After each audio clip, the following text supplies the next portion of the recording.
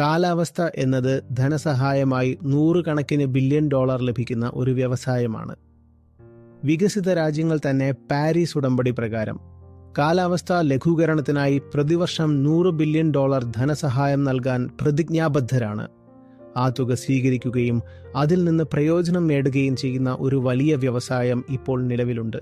സാങ്കേതിക വിദ്യ പരിഹാരങ്ങൾ കണ്ടെത്താൻ ഈ ഫണ്ടുകൾ ഉപയോഗിക്കുമെന്ന് പറഞ്ഞാണ് അവർ ആ തുക വാങ്ങുന്നത്. അതിനാൽ ഇപ്പോൾ ആരോ ഒരാൾ ഈ കാലാവസ്ഥാ ഫണ്ടുകൾ ഉപയോഗിച്ച് തന്റെ ഉപജീവനം നടത്തുന്നു. മറ്റൊരാൾ കാലാവസ്ഥാ പ്രതിസന്ധിക്ക് സാങ്കേതിക പരിഹാരങ്ങൾ കണ്ടെത്തുന്നതിൽ ഒരു കരിയർ തന്നെ ഉണ്ടാക്കുന്നു.